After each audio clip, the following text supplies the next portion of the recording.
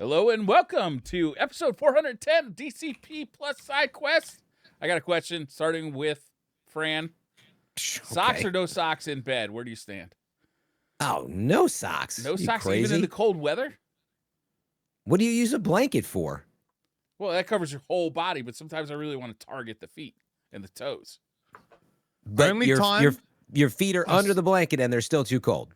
Sometimes. I do have another blanket. I do have a heated... Only time socks are appropriate is if you go camping and it's like really cold. Yeah. Oh, yeah. Like sleeping bag. You're trying to like stay alive.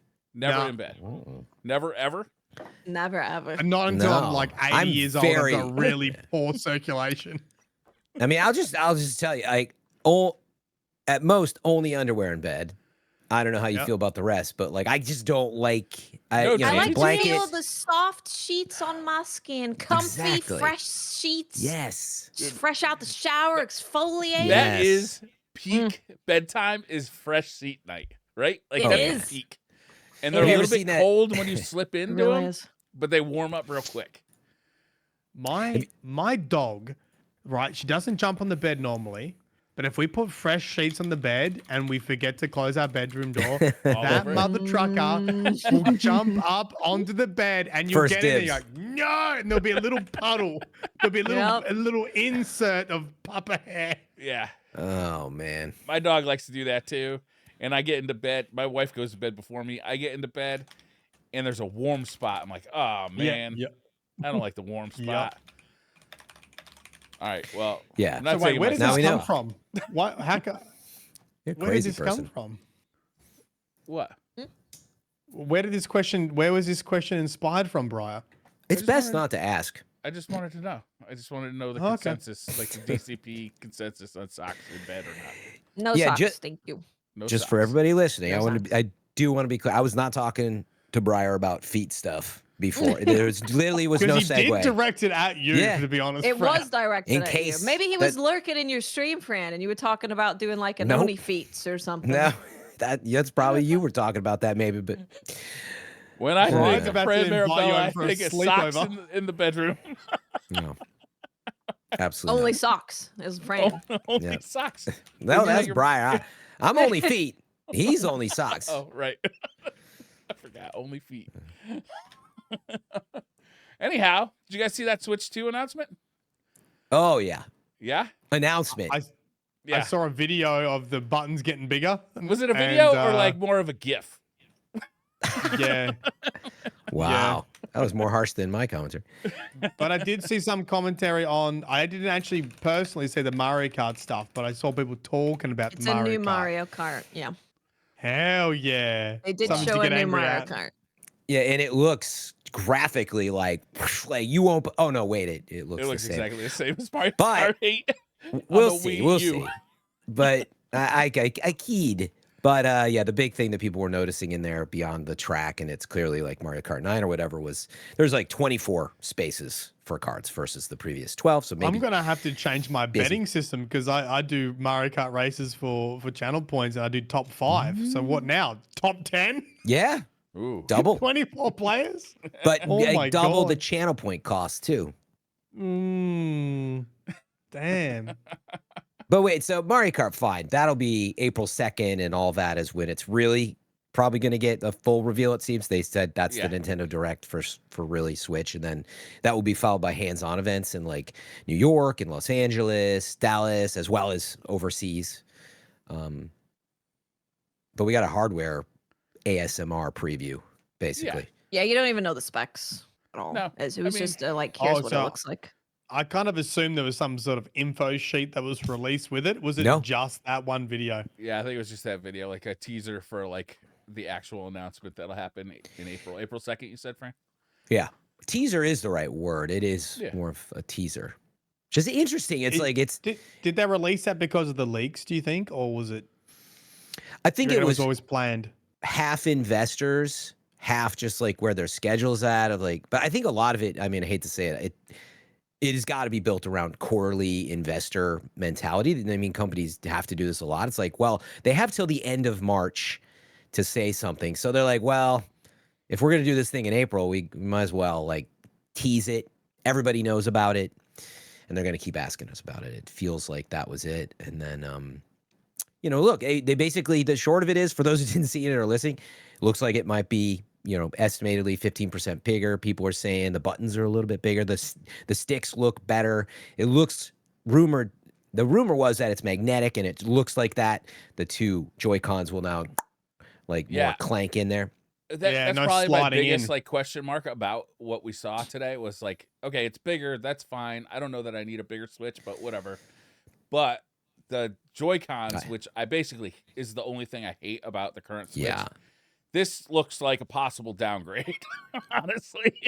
Like, no, why does it look like a downgrade? Because like they're already on there, like, you know, you slide them in and they do that little click sound, and they feel a little like janky, and they're also not very comfortable because they're so thin. These look like, are you just gonna snap them in? How secure is that gonna be? Are they gonna be falling off, or are they gonna like disconnect if you get? I don't know. I mean, is my current Pro controller going to work on the new Switch? Because really, that's what I'm going to use anyway, because I am a professional.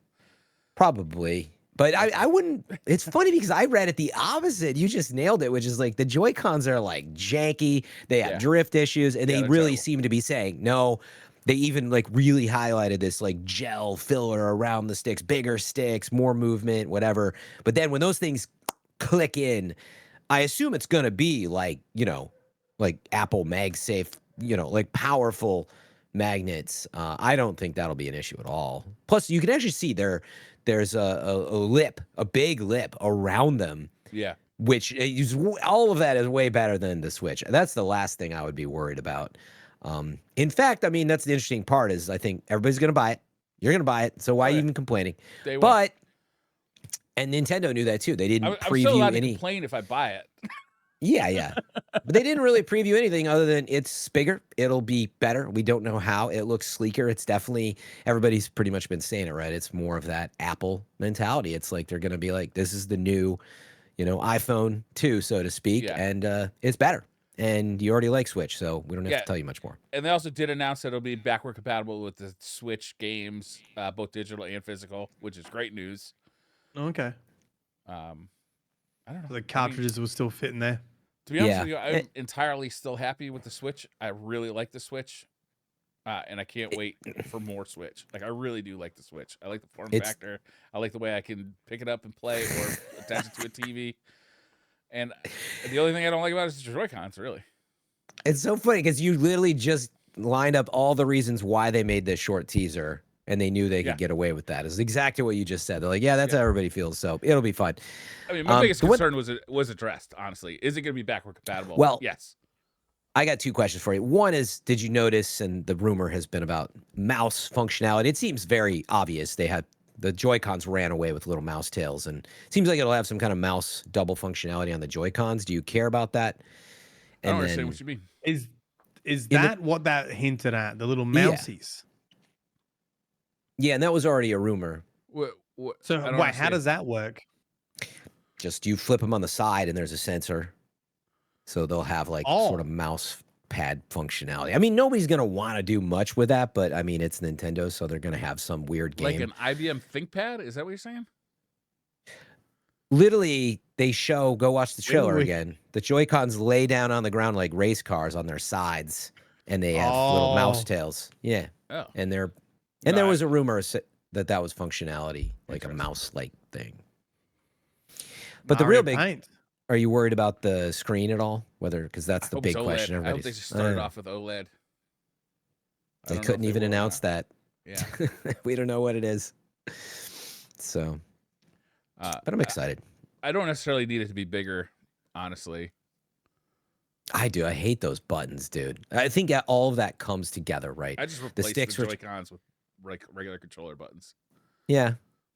It's almost like you built a Switch 2. So it's almost like you've already got a Switch 2.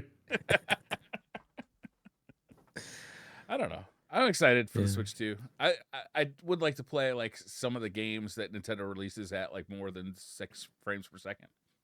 Yeah. Sounds appealing. It should have DLSS and all that. So. Watts, are you much of a Switch player? Do you care at all? Not in the slightest. I have 2 games on my Switch, which is Rise and GU.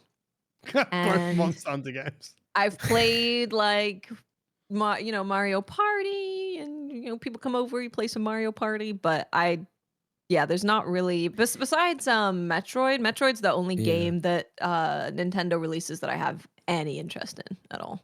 And is that because how often do you play Steam Deck, and is that because that pretty much serves that purpose? Yeah, Steam Deck has the games that I care about. I think the thing with Switch is like if you don't, it's an exclusive machine. So if you don't care about those exclusives, then you don't care about Switch. Unless you like travel a bunch, I guess. Yeah. But then Steam Deck does that better, right? Because then you would have access to like a whole slew of games. The majority of games I play are like indies games that get physical releases, which is kind of like one of my favorite things, right? It's like, I could play this on a Steam Deck for sure. I'm not going to get any benefit from more power normally because, like, this is like a indie 2D Metroidvania, and it's going to look the same no matter what I play it on. I know a lot of indie developers who have like the 2D, and developing for Switch is a nightmare. They have to remove so much lighting and effects, and no kidding. They have to remove so much. Yeah, it was a surprise for me because I was like, and I think that's a thing that a lot of people think is like when they think of those kind of games, they think of like indie and kind of small, but they can actually be pretty extensive graphically. Well, hopefully the Switch 2 will make it a little easier to get. I hope so. Making it easier for them would be huge. Yeah. But I really do like getting into the physical releases, especially on cartridges. Yeah. I don't know. It's just cooler. It is. I do think it's cool. I think that's fair. Watts, you might have noticed it. The No Rest for the Wicked folks had, I think, tweeted out. They're like, "Hey, do you need a Switch 2 version?" And it's like, you're like, "Well, I already have a Steam Deck version, but maybe you'd play that, right?" I'd play it on Steam. Yeah. But yeah, the specification rumors are the thing to understand of where it's probably going to land is it's newer architecture, NVIDIA, it would seem. That's not official, but all the leaks and stuff. And it's being equated to like PS4 Pro, but it's not a good equivalence because like it's new architecture.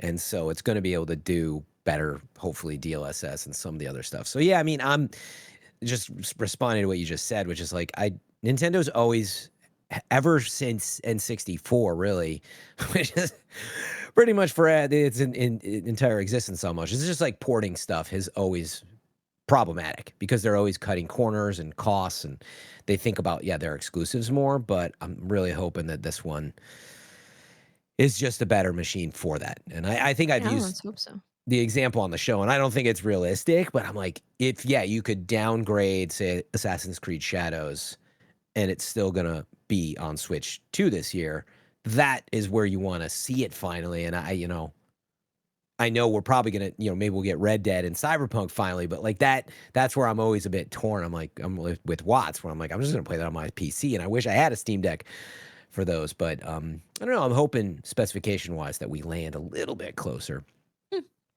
Yeah, that's fair. Yeah, okay. I am looking forward to seeing what they've got up their sleeves for software for the first year, like launch software and like the first year software, because it feels like they've been a little light on software releases for the last year or two. And just like kind of save it up.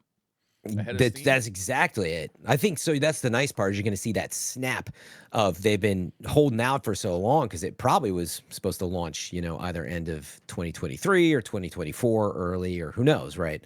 It seems that way. And then there's been a lot of talk about the supply chain and them wanting to be able to just move a ton of units. And they were like, you know what? We can wait.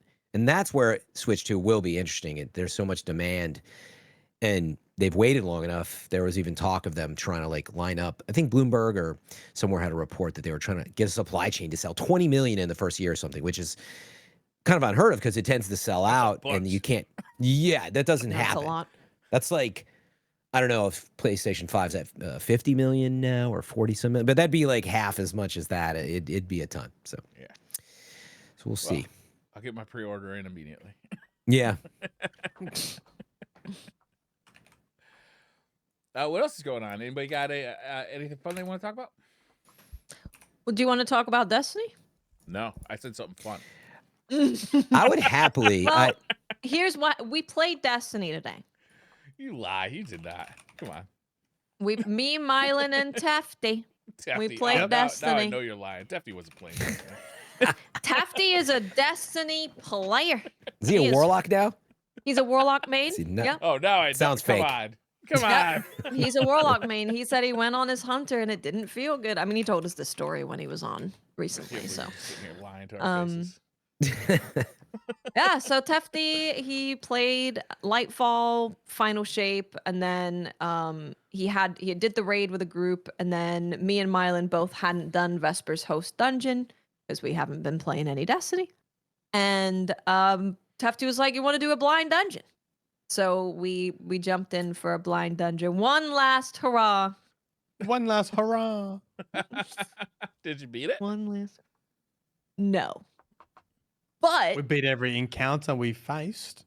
we did. Okay. We got past the servitors. If anyone is familiar, we got past the servitors. We actually, I feel like people were saying this, so I mean, maybe they're lying to us to make us feel better, but I feel like we figured things out fairly quickly, and when we locked it down, we actually did pretty good. Oh, that's good. Yeah, I think so. Yeah. How long did you get through? We only probably had Couple 3 hours or 2. It was couple, right? it was less than, it was probably a little over 2 hours because massive Monster Hunter news dropped today. So I was like, guys, I'm gonna be a little bit late. I have to go through all of this.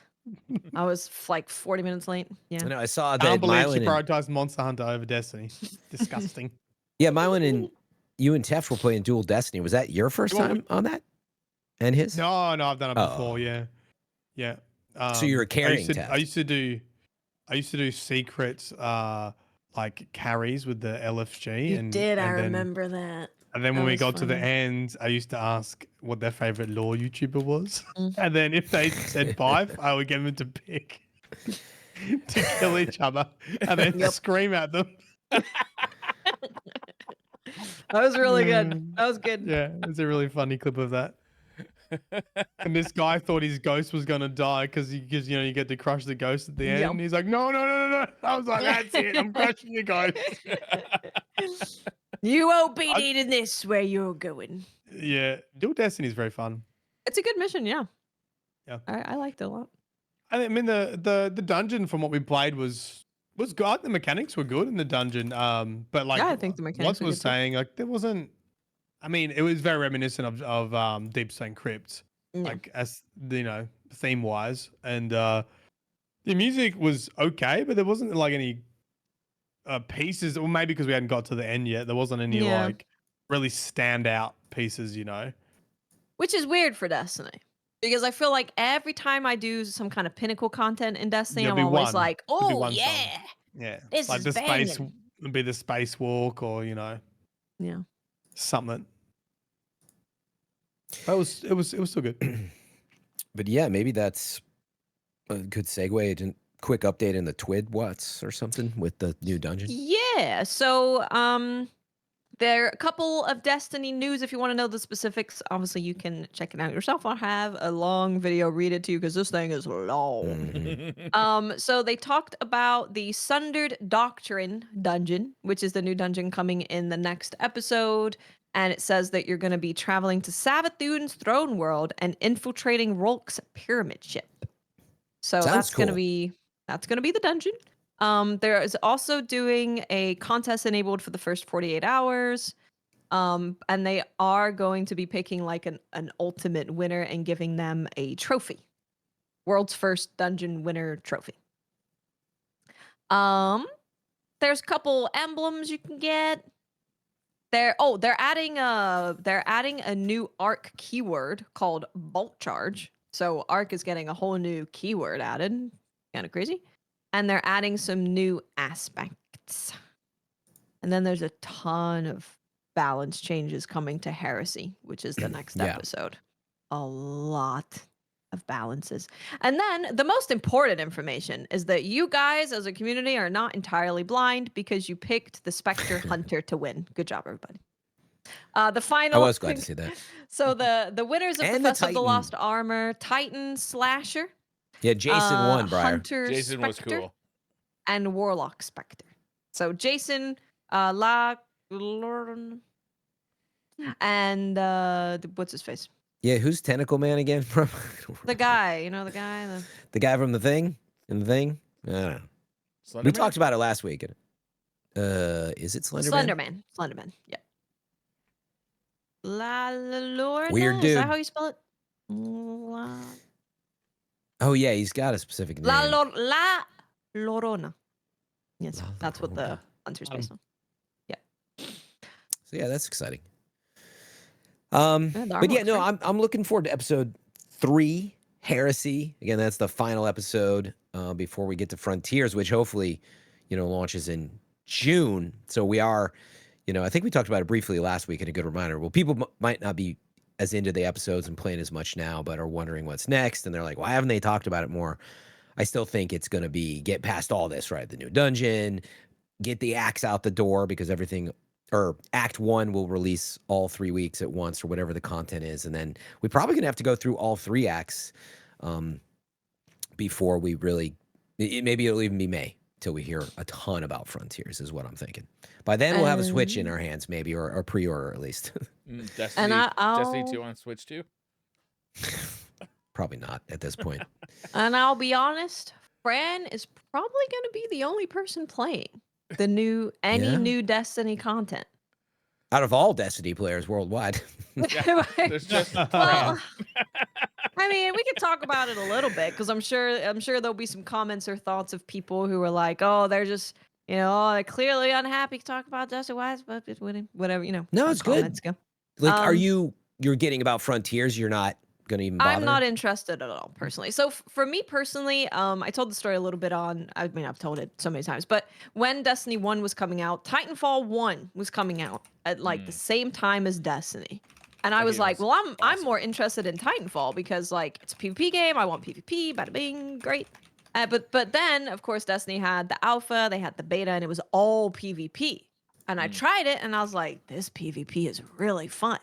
So the reason that I played Destiny, just in general, was because I enjoyed the PvP. So the reason I was excited for new content, dungeon, raid, whatever it may be, is because I was excited to create new builds, get new things to use in PvP. I've never, ever, at any point during my time playing Destiny been like, yippee, I'm playing PvE forever. And if Destiny was just a PvE first-person co-op game, I wouldn't play it. I wouldn't have any interest in it. And I just cannot see myself playing Destiny PvP ever again. So there's just nothing there for me. Yeah, that makes a ton of sense. It's like I have, on the PvP front, I used to enjoy it, but it wasn't why I played. I've always been more PvE, but I always really enjoyed it. I got really into trials, and it was always 30% of the mix, or sometimes it was more, because I was just doing trials and enjoying it and learning. But yeah, for PvP players, I wonder what Frontiers is going to even offer. Oh, Heresy is doing a big trials update, so I think if you're interested in PvP, it does sound like it's getting some love there.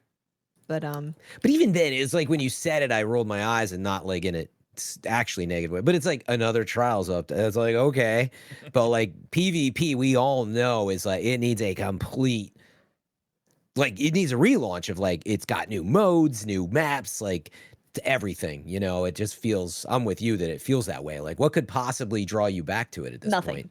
Not a single thing. There is none. None of what I mentioned. There's literally no, absolutely not. There is nothing that Destiny, because I also think the content has not been bad recently at all. But I do not have fun playing the game. It's just just not there. And this year is all Monster Hunter. There's so many games coming out every year, every month, every week that I'm interested in, that I'm just not going to be playing anymore. Yeah. I don't really want live service games. I'm kind of moving away from all of that. Yeah, and there's that's what I'm wrong down on is the treadmill, right? It's the treadmill. Always having the kind of that FOMO feeling, oh, I got to log in so I don't miss out on this, or I got to move on, don't miss out on that. And yeah. You like having a big full course meal, being like, that was great, and then moving on to when's the dinner? Yeah, I mean, that's where I'm stupidly optimistic that Frontiers will bring me closer to that. I've always, since Destiny 1, been that guy. When everybody else was playing, 40 hours a week, I was the casual because I was like, I just like hopping in, playing the new content for the first time, maybe get a few good rolls, and then I'm out, and they're like, "What a noob," you know? And Oh, and that's great, now, friend. Yeah, that's but I like that because like I always talked about it as the Bungie magic, and things have changed, you know, over 10 years. But like the feel of the game was so cool, the look of the game, the sound, everything. But we've been doing that for so long, and yeah, the treadmill is a great word, and the upkeep, which I've talked about a lot. It's the same thing. I'm like, dude, every time I log in, and everybody's feeling it now. The vault, the drops. Like even if you clear your vault like clean to 50 to 80 slots open, if you play for like a few days in a row and don't want to like sort loot, you're screwed. Like sorting loot is part of the game. And like to be fair, games like Diablo and Path of Exile, I'm sure, and others are like that. But yeah, that's where I'm more with what Watts was just saying. I'm like, that upkeep is what's driving me away. I just want to hop in. I don't want an easy button, but I also don't want this chore. So they got to introduce systems and things to make that better. And, you know, we'll sort of see where that goes. But I'm definitely playing Frontiers. And I just want to be clear that like I don't have anything like against the game. I'm not mad at it. Nothing against Bungie. I don't really have any negative feelings. I don't enjoy the game anymore compared to other things that I can be playing and will be playing.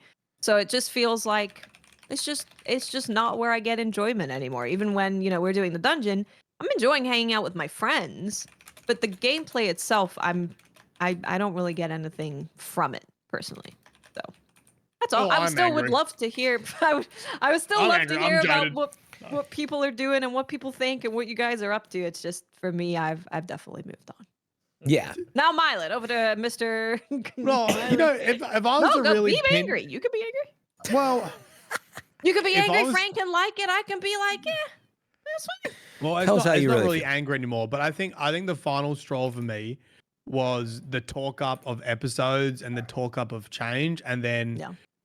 it not changing. Even if the content was like good for Destiny, I think like I really was looking for a big shake up, and I feel like episodes were advertised as that big shake up and that big rebrand, and it was the same. And then, you know, I got a lot of criticism for calling out because like, it's only episode 1, give it time, and episode 2, and I feel like we're now going to episode 3 without a huge change to the formula, as they called it. You know, in their words, the Destiny formula was getting pretty tiresome. They acknowledged that. They said, well, this is what we had to do for us to stay on the treadmill, for us to be on the treadmill, to make content for you guys to be on the treadmill. So we're all on the treadmill together. Everyone's on a treadmill. Yeah, that's live service. Treadmills. You know, we had to have a formula so we can get all our team, and you know, this all makes sense. All our teams gelling together, working together to put out so much content, even if people criticize it's not much content. But to be honest, compared to other games, it is quite a bit of content over a year that they put out regularly. And I finished Final Shape, and I was at that point of needing a big shake up, and I thought episodes was going to be it, and it wasn't. And I used that as an exit point. I was like, I'm not enjoying playing the same formula. It is a good shooter, it is a good looter, but doing the same thing I've done for like a decade now, I've had enough of it.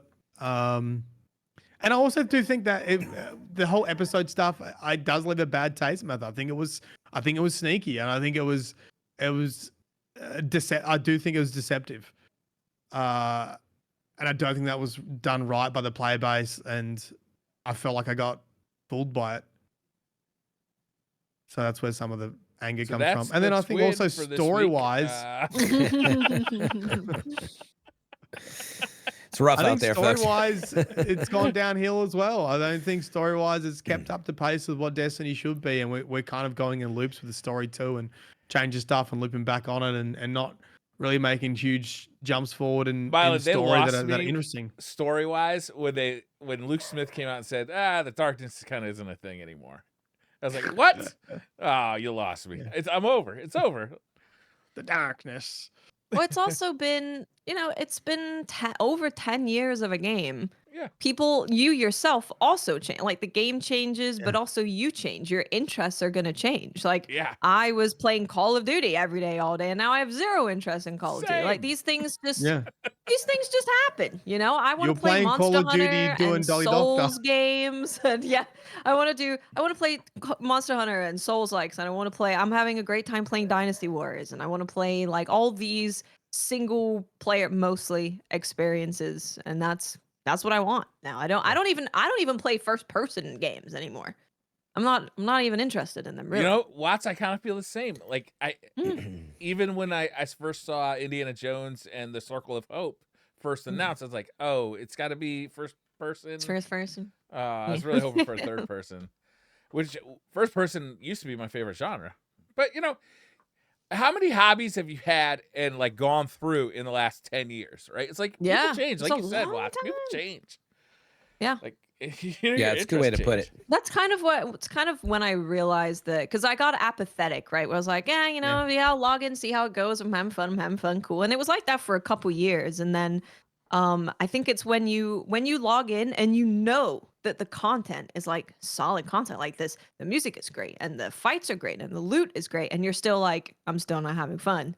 That's when it was like, wow, I don't think there's anything the game can do when you're at that point where even in the best of times you're still it's the best cake in the world, but if you're craving pie, it's just not gonna do it. Exactly. I think the fatigue is a good way to put it too. Yeah, and I also like say all this and looking back on Destiny, and I was kind of thinking to myself yesterday, like, I don't know if another like Destiny game will come like in my lifetime. You know, I feel it's almost like, you know, like how Halo meant so many things for so many people, has so many memories with the friends they made, the communities they made, the things they did. You know, like Destiny for me is bundled up in all that stuff, and starting podcasting, ending podcasts, starting new podcasts, making a YouTube channel, being a Twitch streamer, like all that stuff. And I don't know if another game will do the same. Like I do respect a lot of what Destiny did, but I also think it's time to move on as well and be like, it was a good time. Yeah. So we're rebranding DCP. No. We're the Degenerate Community Podcast. All of you can be a part of our community, no matter what you do or where you go. It basically already is that, right? I mean, it does. It is. If it helps, IGN, what's the acronym stand for? If you didn't know this, Internet Gaming I don't know. Network. No, and that's what's interesting. It used to be Imagine Games Network, because Imagine was like a publisher, and then it was Internet Games Network because they couldn't think of like how to get out of that. And then they realized, as we discussed, is that just who cares? It's DCP. It's just IGN. It's DCP. Yeah. And that's what Really? I think it makes sense. DCP. Yeah. Everybody thinks it stands for something, and unless they've changed it in the last 5 years, but I doubt it. There's no point, because it's not just games, you know, and it didn't make sense anymore. So there's nothing wrong with that, is all I'm saying, and it works well. People will make assumptions, though. These community podcasts. Are we gonna come to the same answer every time? Detective This is Cinematic the beautiful Podcast. thing. It can be whatever you want it to be. Yeah. We should like give DCP a new acronym, like a new name every podcast. Welcome to Suggest your DCP podcast titles. Yeah. That would be fun, actually. That would be fun. Maybe we'll ask for those in like Twitter questions or something, and just like pick one at random. Yeah, I like it. You said there was big Monster Hunter news this week. Yes. Tell me all. So speaking Tell of me IGN, everything. IGN is doing IGN First, which is a thing where, you know, they really cover a game for like a month, and they do a ton of stuff with it. And this month is all about Monster Hunter Wilds. So we have Casey, and then we have I believe his name is Shuya, who is the IGN Japan guy who's doing stuff on the Japan side. I should probably check that. But today, so there was stuff that came out on 2 days ago. So whatever day that was, Tuesday. And in the corner, you could see a little bit of an icon of a returning monster called Gravios. And then it was also the Gravios hunt. So everyone's like, oh my God, he's back. Because it confirmed that a monster is returning that we didn't know about before. And a lot of people were saying, "Oh, IGN messed up. They leaked it. Up-de-doop." And I'm like, guys, Capcom is not going to let them put out footage where it literally says hunt Gravios if it's not meant to happen. So I was like, we're going to get gameplay tomorrow of Gravios. But it wasn't the next day, but we did get it today. So today... So you were mostly right. I was mostly right. Yes. Yeah, in most cases, yep. Capcom would like approve the video before it goes up. Like you have to send it to them. Usually, is what happens. Yes, they wouldn't even when we went to Capcom to play Wilds. They wouldn't even let us take pictures of the like controls, the laminated control sheet. Even though at Gamescom, people like the public had those sheets. Like they're very strict. So and actually, that kind of thing would not slip through. And actually, in this case, like, do you think IGN even has a version of this? Well, it's probably not. Like, Capcom probably sent the footage, or they went there, like you said, for a day or two and captured a bunch of stuff. They were there in Osaka. They were there. I don't know how long they were there for, but they were there. I think it was just a day, actually, for capture. Gravios looks cool. We got Gravios gameplay. Rock chicken. Yeah. Rock chicken. He does fire, sleep, and poison. Well, he looks very mean. He shoots laser beams. He shoots laser beams. He got fire everywhere. He looks great. He looks really, really, really good. So we got to see footage of that guy. It reminds me of one of the like House of Dragons dragon, like the really big one. He's a chunker. he's a big head on him. He's a big boy. Actually, when you cut off his tail, it's 2 carves from his tail. So huge. He's a big boy. He's a big boy. And with that, we also got to see more of the oil well basin. Which is, I started off seeing the oil well basin being like, yeah, you know, fireplace is not that cool. But there's parts that look like the deep sea. There's parts that look like a forge. There's parts that look like a volcano. Like, I'm actually really liking it. There's like a city there, right? That does a bunch of crafting for you. Yep. Yeah. We also got to see, so currently, when they released all of the footage of the weapons, you got to see the weapon, and then you got to see like the armor that goes with that weapon. We have seen all of the monsters that those weapons and armor come from, except for the switch axe. We still don't know where that comes from. Well, in this footage, the bow is from that same monster. So you can write this down.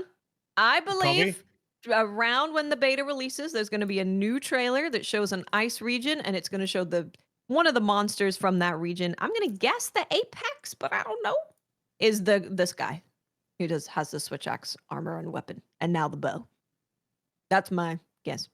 But we got to see that. This is the first time we've seen anything about this monster since the switch axe video came out. So pretty crazy. Oh, we also got to see Rathian.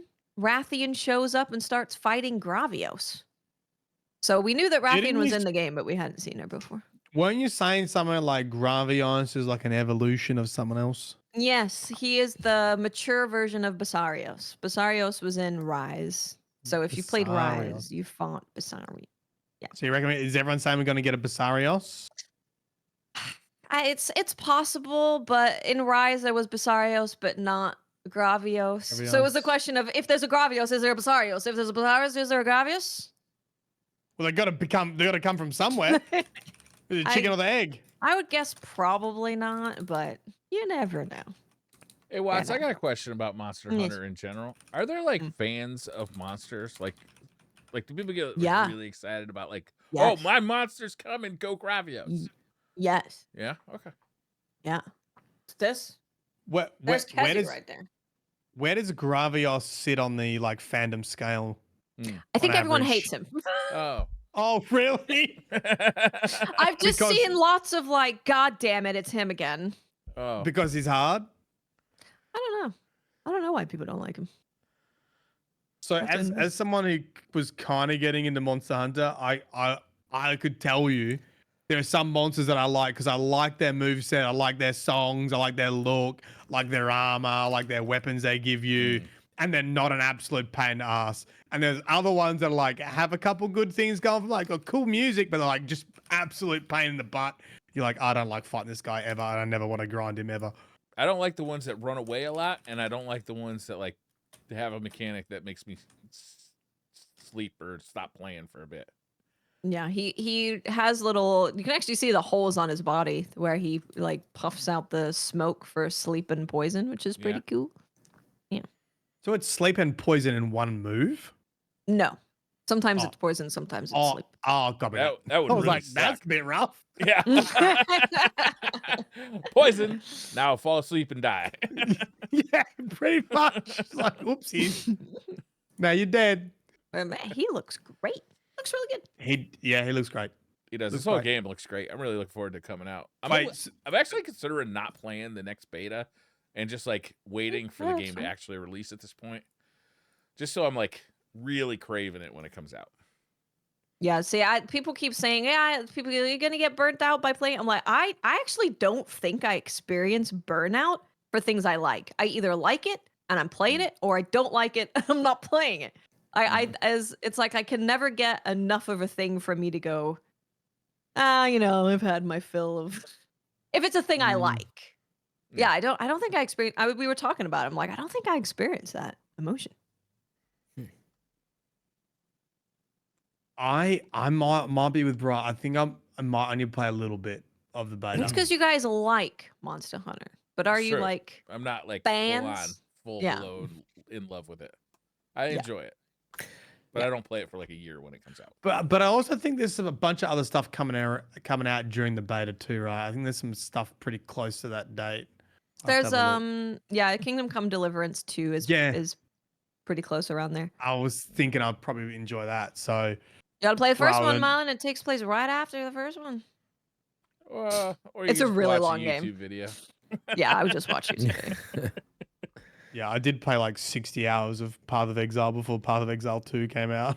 Did you really? No, big fat chance that helped me.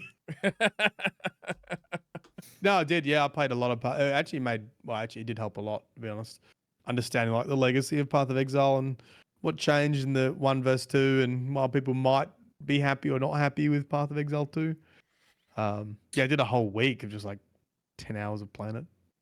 Also, before we move on to other stuff, there's a bunch of articles on the IGN website too, with interviews with the devs and stuff. And if you want to see what hearing from a developer that actually like loves their game, I mean, these are people who've been working on the game since literally the first Monster Hunter, and how they talk about designing the game in a way that you go, oh yeah, this is good. Check out some of those articles, because they talk about how some people call it open world Monster Hunter, but like we don't really know what it is. We just wanted to create the best experience around what we want these players to experience. They don't set out to be like, well, we want this in the game, we want this in the game. It's like, well, what experience are we going for with this version of Monster Hunter? And they build around that. Same with the monsters that they include. They don't include them based on like how many players really enjoy that monster. They're just like, which monster fits at this point of the game and what would they be, showing the player. So it's it's good stuff. All right. Like that's what I want to hear. You just got me curious. Like these people have been developing since the first Monster Hunter. So I just looked up the Monster Hunter wiki, and I got a little pop quiz. Ready? When did the first Monster Hunter game come out? 2004. Nailed it. What was it called? Monster Hunter? It was. What year did Monster Hunter World Iceborne come out? World or Iceborne? Iceborne. Both? Iceborne? 2017? 2019. 2019. Wait. 2019. Yeah. Yeah, you're right. How many Monster Hunter titles have there been? All of them? Yeah. That's the correct Japanese answer. ones, that's going to be a tough count. You nailed it. This will be the 6th mainline one. Oh, she's got you on that part, because now you have to figure out if it's mainline or not. No, I think it's probably just 20 years of games, about once a year ish. Maybe bring it down a little bit. 17. He's counting. Probably counting the 28. DLCs too. 28. Yeah, the DLCs are included in that list. Okay. Yeah, 28 including DLCs. Okay. Yeah. Unbelievable. I had no idea it'd been going since 2004. Yep. What last question, and I'll stop this. What console did the original Monster Hunter come out on? PlayStation? PlayStation 2? PlayStation 2.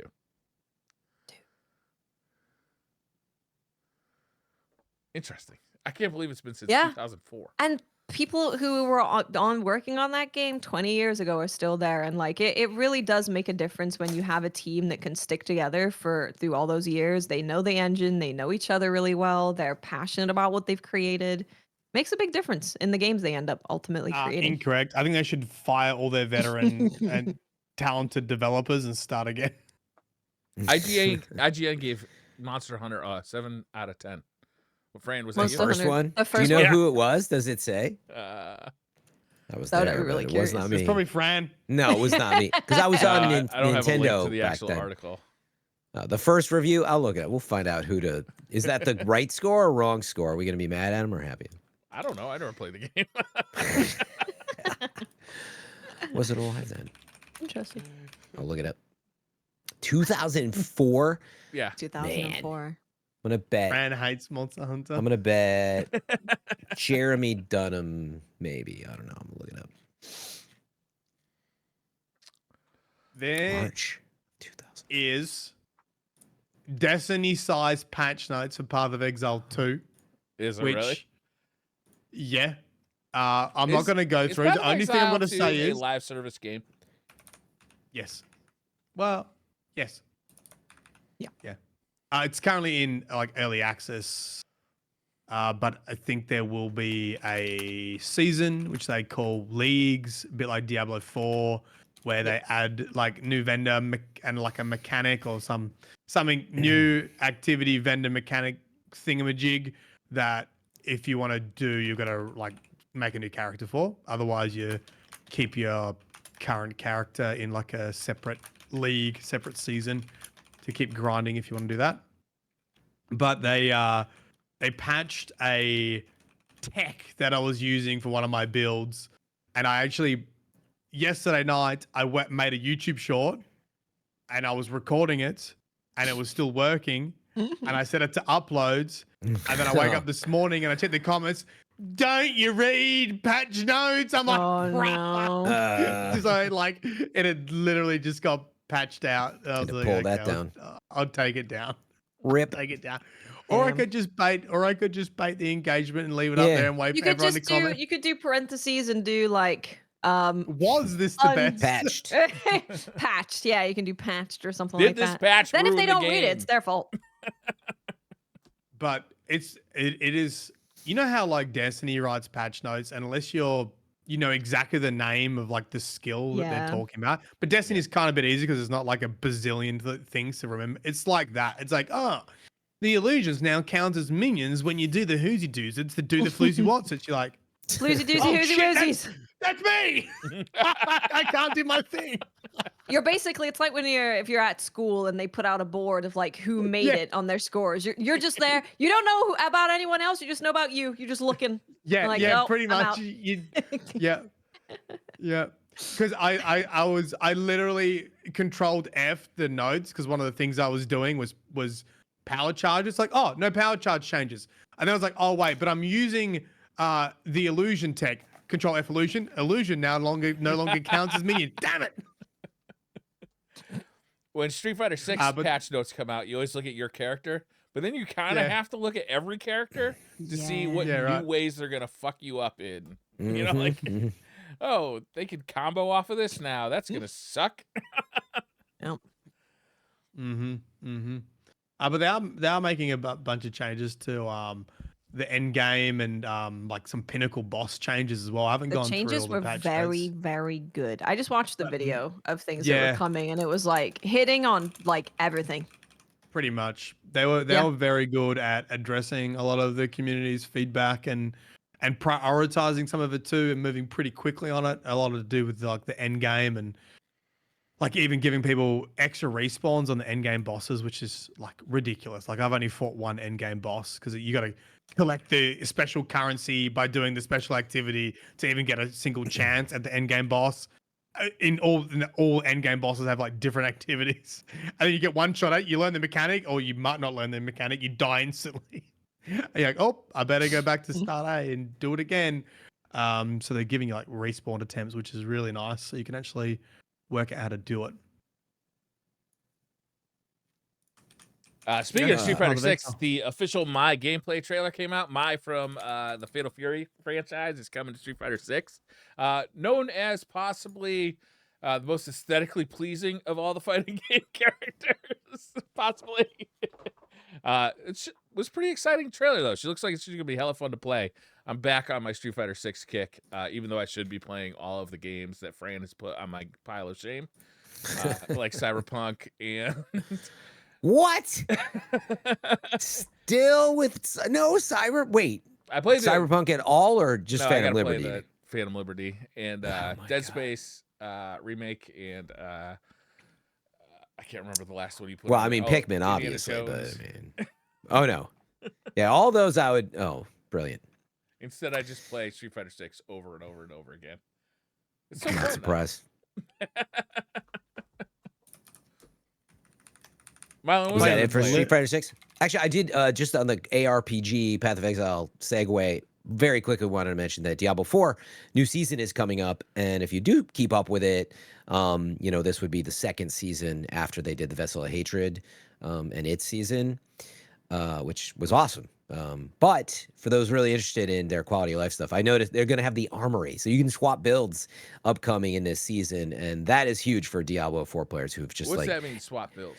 So, you know, you make your skill tree and you can like refund points and plug stuff in, but like, let's say you're doing a, you know, whatever, poison, explode, blah, blah, blah build, and then you want to do like a different fire build or whatever, you literally have to unplug everything. You've also got layered on top of your skill tree are all of the glyphs, right? And so there's a whole glyph tree, all these board tables that you would play. So basically the problem is you would have to like write down on a website, which they have, and go back and plug everything in, and it's so tedious. A little like Destiny in that sense, where you like in the past, we couldn't just save all our aspects and fragments and go between the two like that. But now, you know, we'll see. I didn't look into the detail, but that is exciting. So it's called the Armory, and it's season of the Witchcraft.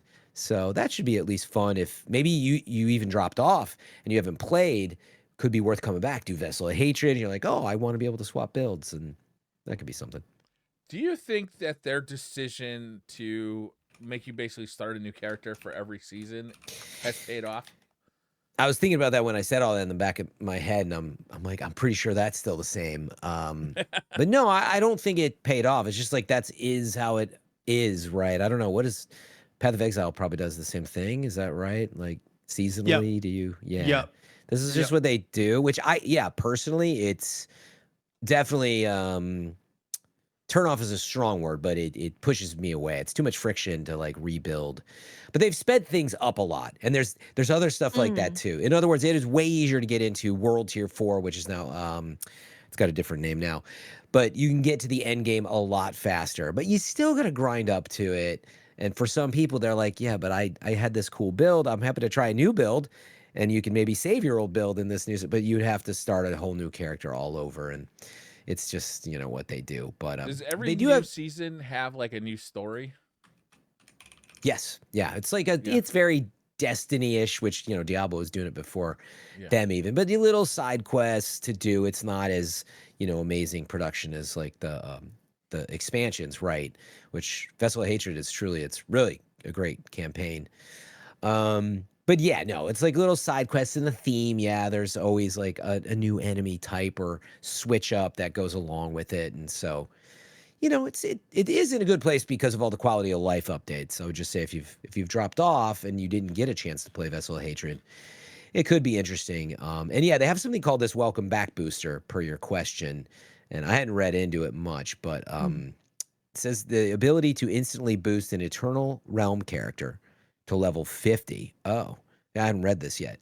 Complete with legendary items and preset class skills will now remain as a permanent feature. It sounds like they tested it. So if I'm reading this right, what that's saying is you actually can pull an old character in to the new season with these Welcome Back boosters. But I don't know how you get them and how they work. So I was only able to keep up with a little bit of it, but I thought it was interesting. So yeah, I mean, that could be huge. That could be fun as long as I don't have to pay for it.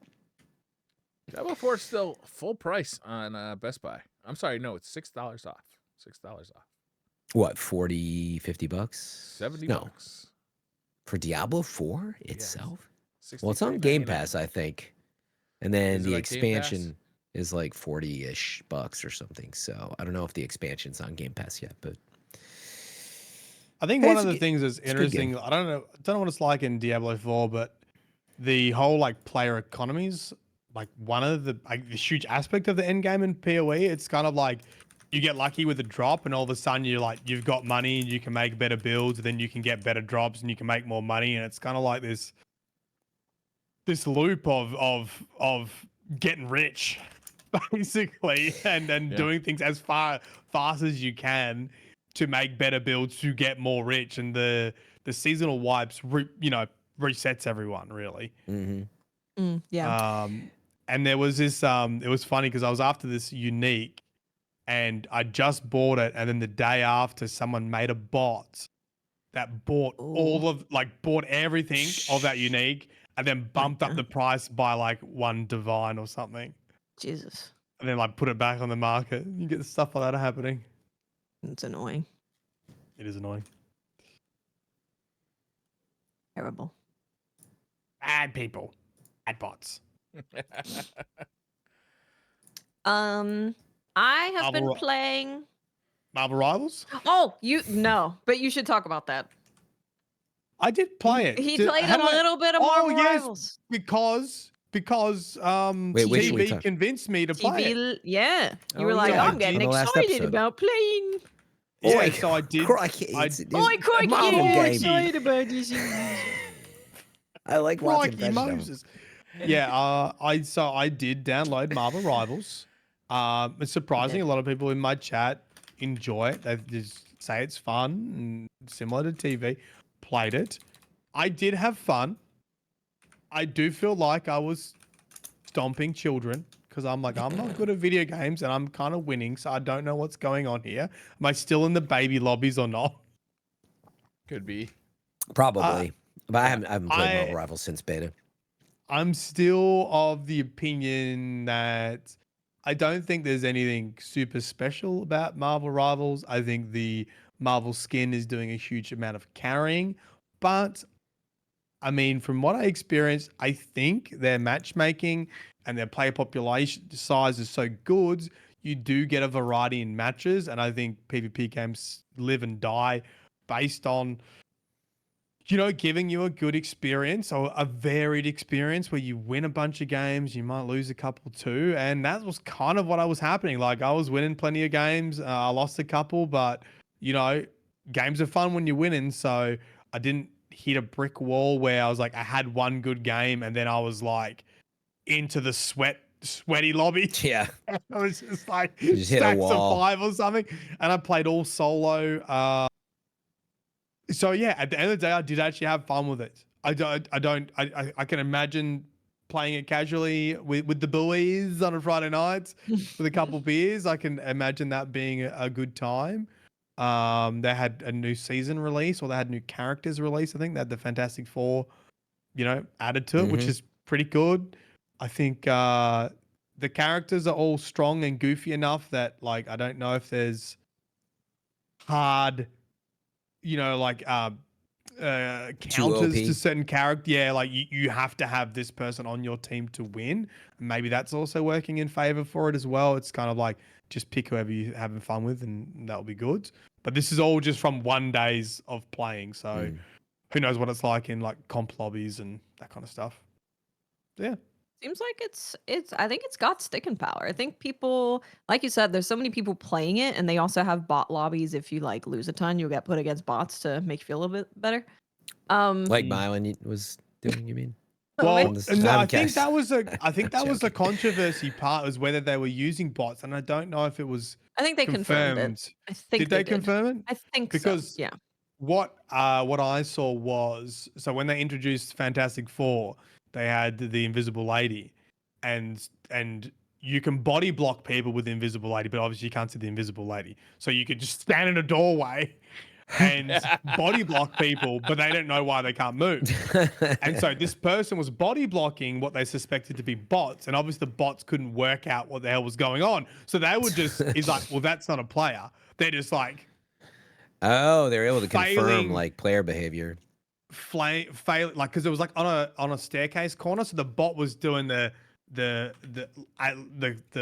A to B, right, to jump over the stairs, and they were getting blocked, and rather than just go around them and up the stairs, they were just like running in place. So it's like, well, that looks like bot behavior. And then I don't know, maybe they have confirmed now or not. I mean, a lot of PvP games do that. I mean, Fortnite or Battle Royales do that to decrease wait times, to give people better experiences. It's hard because I hate the idea of beating bots, but if I think it's a player, I'm like, oh my god, I love this game. And then it's like, I think I just killed a bot. I don't like not knowing. It's like, I don't like. I mean, it depends on, I guess, actually playing the game and how I really feel. But like in practice, I don't like not knowing. Like meaning, Halo does it, and you immediately know it's the 343 bots, all their names, and you immediately know. There's no question about it. So I'd rather know as opposed to being fooled, like you're saying, even if it feels better. I just don't like it. It feels deceptive. Not know. I think I'd rather be fooled. It just feels deceptive, meaning like it. Yeah, but it's misleading to your skill and how you're playing. Like if, like you could do better potentially if you knew. Right? You see what I'm saying? That they're kind of giving it to you, and I'd rather know that's a pretty tough challenger. Yeah, I don't know. Because would you like it's a disservice? You see what I'm saying? It's its opponent who's. I think if I don't play PvP and I'm playing well, like I don't really care. I'm just having a good time. Yeah, but you don't play PvP to versus bots, right? You'd play a different game. Yeah, but if I don't know the difference, like. Yeah, that's the controversy. I mean, if I think I'm playing other people, like, what do I care if they're Briar's this? So when it gets to this point in real life, Briar, when you just wants to have fun. You can strap on your VR, and it seems like it's the same. You don't even know if you're eating slop, tasteless food, but they're doing these things that make you think. Look, I just it's all real. You're fine with that. Put me back in the Matrix. Yeah, see, you don't care as long as it tastes like steak. You could be eating humans. And they're feeding them to you, and you're like, but it tastes like steak. Let's not bring up the whole human eating situation again. Like barbecue. That never goes my way.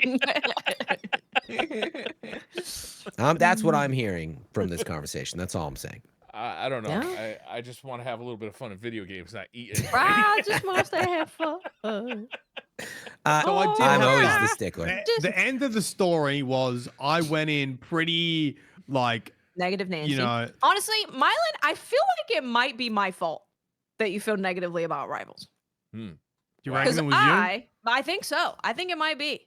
Because we played the beta together, and I was like, I picked a healer because no one picks a healer ever. So I'm like, I would rather win and play a healer than just sit here screaming about no one playing a healer. And I was getting dived.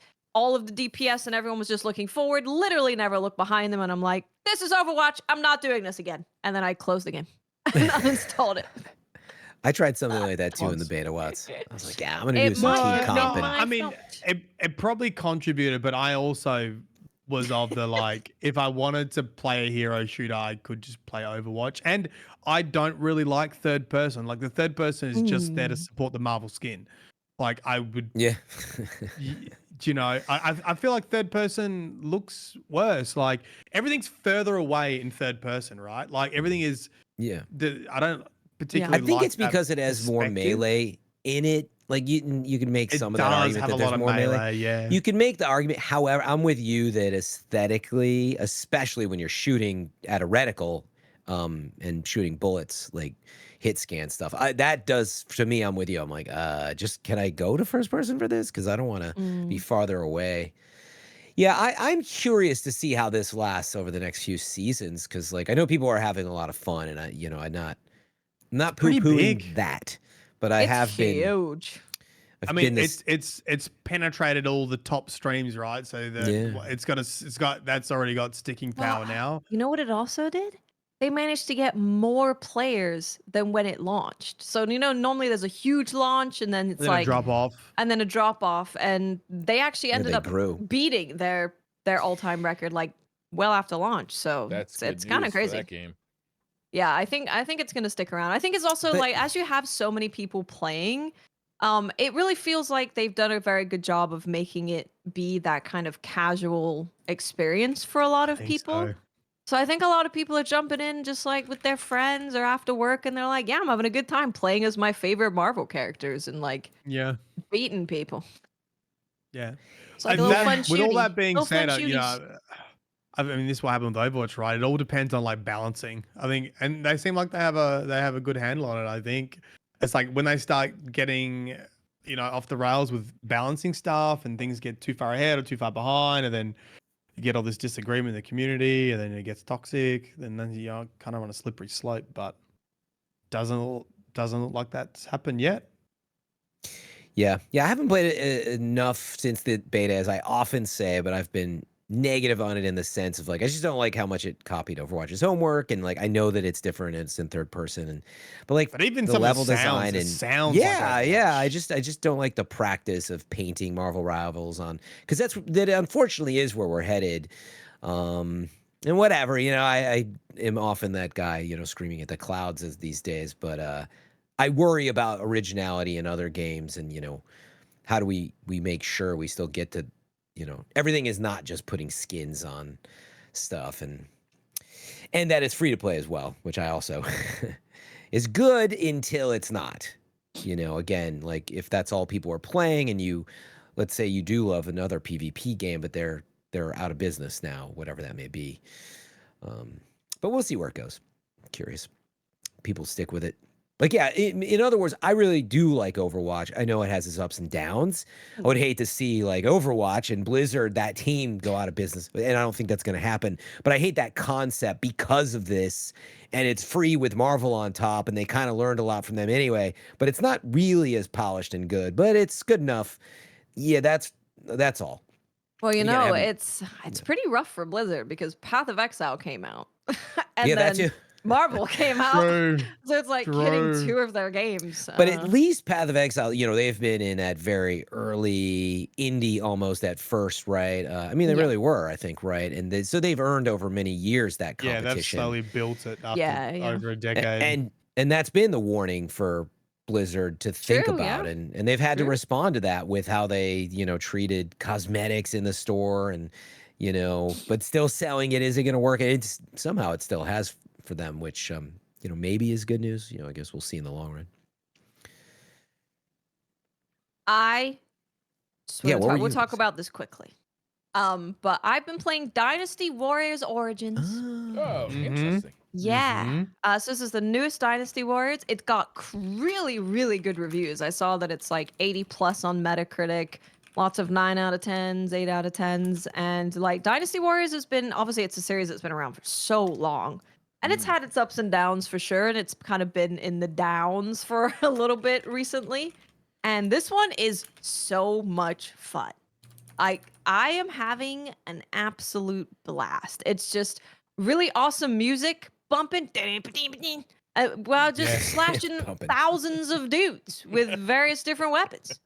It's great. And the story is really good this time around, and the writing is good, and the characters are good. It's really good. I think even if whether you've played a bunch and you haven't played in a while, or whether you're brand new to Dynasty Wars, I think it's perfect for either.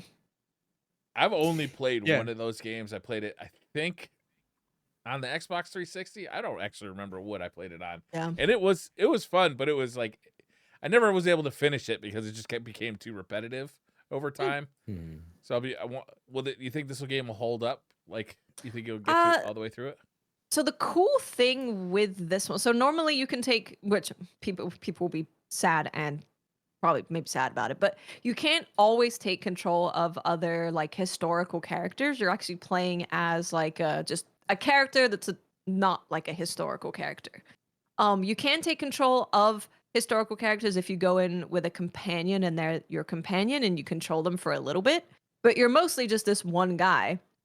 And the way that they make it different is there's different weapons that you can use. So swords and chakrams and spears and all that stuff.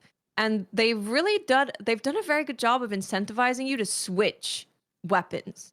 So as you level up your weapons, you hit like breakpoints. And every time you hit a breakpoint, it levels up your character.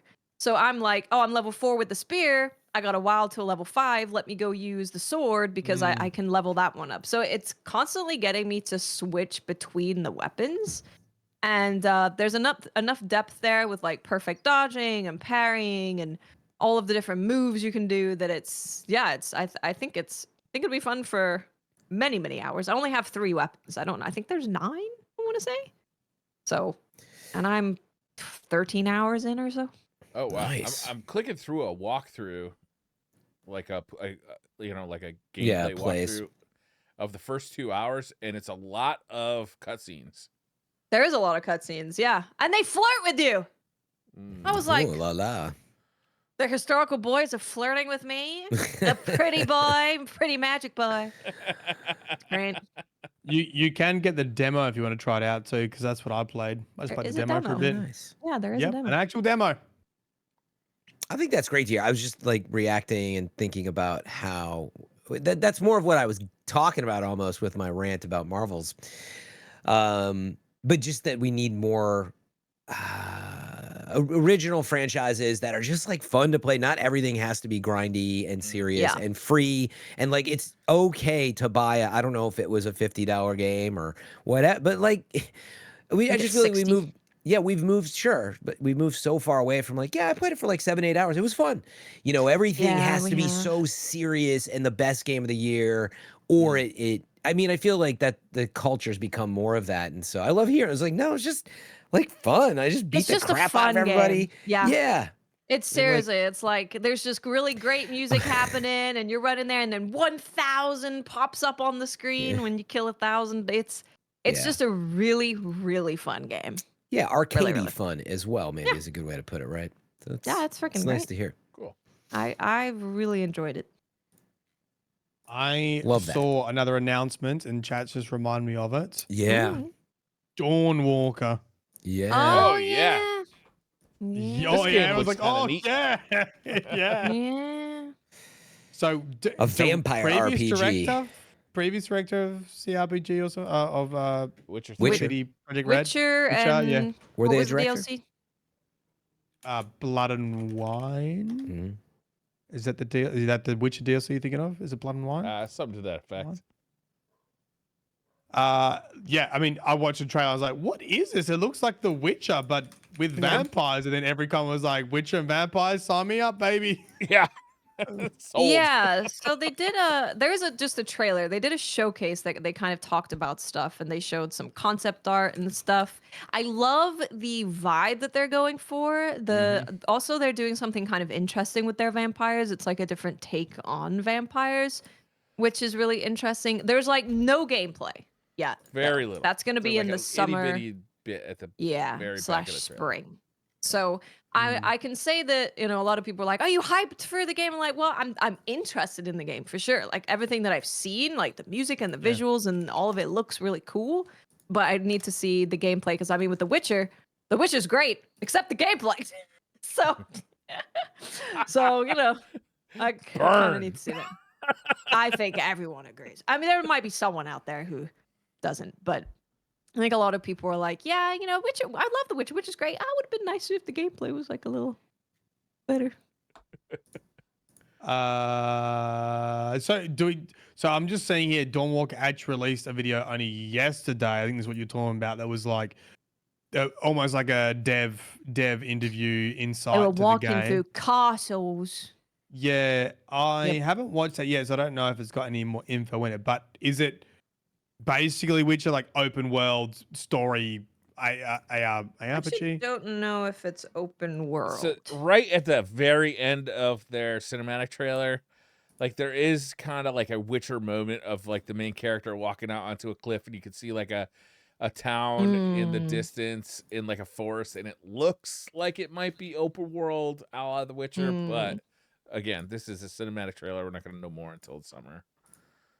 Yeah, I mean, I think the thing you at least take confidence in is I was just double checking some of these team members, and like it's not a massive team, I don't think, but it's a number of folks from CD Projekt Red that were there through 2020 or late teens, and so like I think they know what the quality standard is, so that could be just that's the thing that's exciting, right? Is that they're making a game that is similar to that, and they clearly know what they're doing when it comes to that. So that's Yeah, and it's the level definitely of talent. And as I've paged through some of these recently, you'll hear, what was that? There was a game announced by, it had a number of people that had worked on other games, and that was the pitch. But I started to look it up, and I was like, well, some of these people were like QA, and there's nothing wrong with it. It's just like the level that you were at. Yeah. Whereas you're looking here, and it's like, oh, yeah, I've been doing it like a decade or more at CD Projekt Red. Like, so some of these people are extremely talented. So when they say AAA, I believe it. Is all I'm saying. So yeah, looking forward to seeing this one evolve. Yeah. Copy that. Yeah, The Witcher 3 might be one of my favorite games of all time. It was the world building in that game was so incredible, and like the stupid side quests of like they were so in depth, and like characters were so endearing. Even like little side characters that you only met for an hour, they seem like real people. They were written like real people. That's why I really liked Still Wakes the Deep. That was some great writing. Yeah.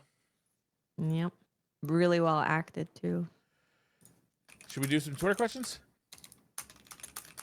Yeah, I'll give a quick reminder for anyone who is interested.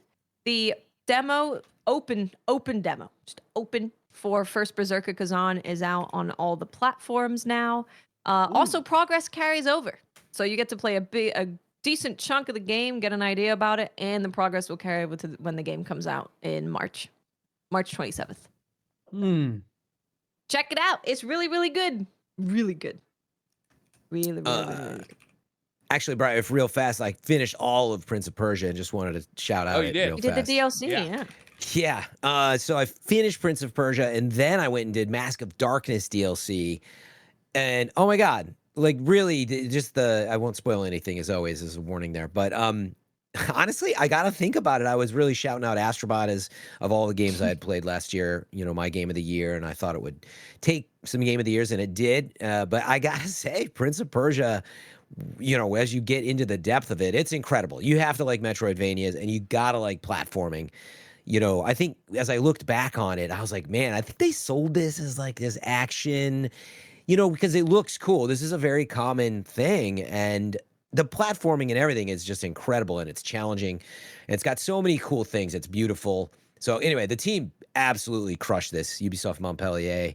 And, I think there's been a lot of narrative of like, well, they're disbanded. It's like, well, this is Ubisoft Montpellier. As long as Ubisoft, we'll see what happens to them as a whole. But, they're still working on hopefully Beyond Good and Evil 2 and maybe a new Rayman. But awesome. And Mask of Darkness is almost like pure platforming chaos. But it's intense. I think that's the only reason you may not like Prince of Persia is, one, if you're not looking for platforming, but if you get frustrated by platforming, even though a lot of stuff could even be optional, no, it's intense, but it's brilliant. It's really, really, really one of the absolute best games of 2024. So shout out to that. And pick it up and support it is that's really what I'm saying. And I hope it comes to Switch too, so maybe hold out for that.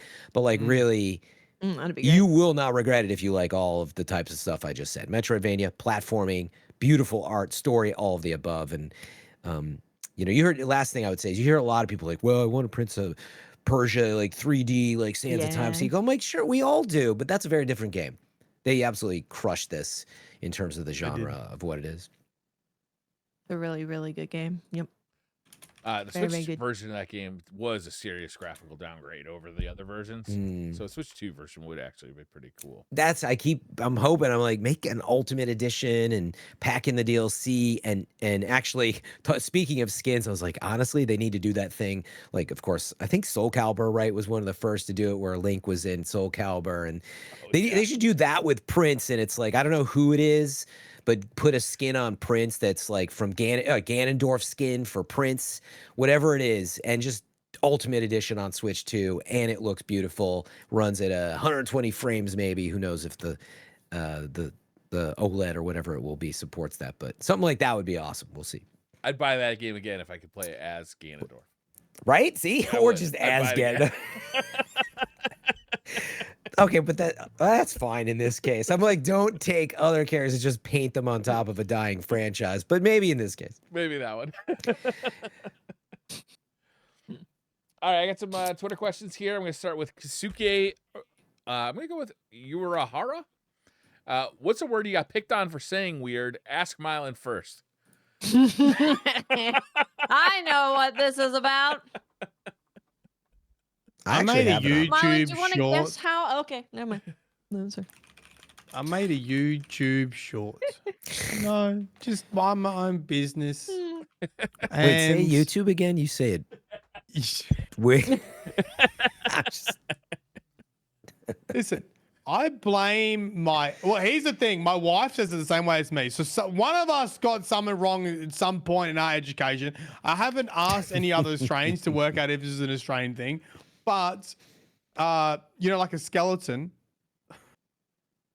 And then if you have like a buff from a skeleton, I was calling it a skeletal buff rather than A skeletal. Skeletal. A rather than skeletal. skeletal. A skeletal. Sounds like a candy, like a Skittle.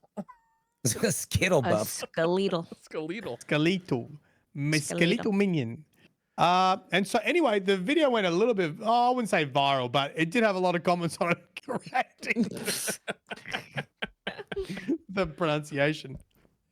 I think that's there you go. one of the secrets to YouTube is just put something in there. Yeah. That's That's just wrong. kind of like, Little what honestly. are you saying? Skeletal? Yeah, and one of the top comments was like, I don't know if this is a 2000 IQ brain play by just saying a word confidently wrong. And I said, oh, look, I'm just finding out like the rest of you that I've been saying this word wrong. But the twist is, and I asked my wife, I said, well, how'd you say this? She said skeletal. I was like, okay, well, apparently we're both wrong. Yes. Yeah, you are wrong. Yeah. Sure. Yeah. No doubt about that one. If you're in Australia, if you are an Aussie listener, do you say skeletal? Please let us know. Yeah. Because Maybe I'm it's a starting to think regional it's not thing. an Aussie thing, but who knows? Maybe they'll come to my aid. Gondor It's concerning that calls you're a for aid. doctor and you get skeletal. Well, okay, well, this is what I'm saying. This is what I'm saying because I did years of anatomy, and so now I'm blaming my anatomy teacher because this word is common. This word is common, So- and I'm thinking back to university. I'm like, did she say skeletal? And then I'm having vague recollections of her like going our skeletal. uni group going, oh my god. She says skeletal rather than skeletal. And then now I'm thinking, did I pick it up from that? And you were like, Interesting. they're all making fun of her. I'm going to take that. Yes. Skeletal.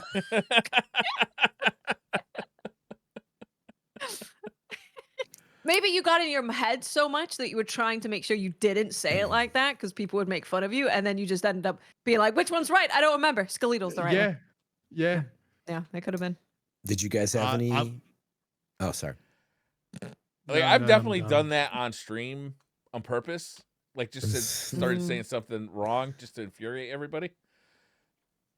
But I can't think of any time I've been, like, made fun of for it. It's funny because I definitely have one that I was completely wrong on that I was like late in life correct. I can't remember at this point, but there is a word that I say still that people, it gives them pause. I think I've gotten better at it. And it's a common word. And they're like, why do you say it like that? I'm like, a glass of milk. And they're like, why do you say it like that? Milk? I'm like, it's milk. They're like, it's milk. You And say I'm like, milk. that sounds weird to me. Milk. Glass of milk. Yeah, a glass of milk. Milk. He says milk with an E. I don't know why. I There think are I'm the only one in my regional family. differences on There's how regional, things are yeah. pronounced. Milk. Yeah.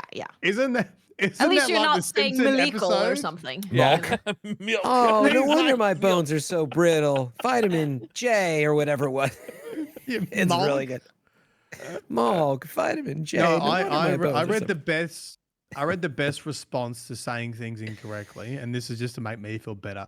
It means you were learning by yourself. You were reading by yourself, and that's why you say something wrong because you've been reading your head by yourself, and then you're like, I actually have another You're one. a free thinker. I get that with Classic. names Classic. a lot. Like I'll be watching a movie or a TV show based on a book I've read, and they'll say somebody's name. I'm like, oh, that's You're like, close. What? What did I used to say? Bandoila, rather than bandolier. Oh, And, Bandolier. boiler. I don't know why. It's just how I said it whenever I first saw it. And then one day, I think I was reading law and I said bandoila, and everyone's like, "Huh? What did you say? Is it what bandolier?" Bandoila. I don't like when people say melee instead of melee. Me too. Melee. It pisses me off. That's Right? terrible. This that's is a new awful. I don't know which character. way I say it. Melee. I feel like It- like the UK says melee a lot. Like they have like their own pronunciation for Malay.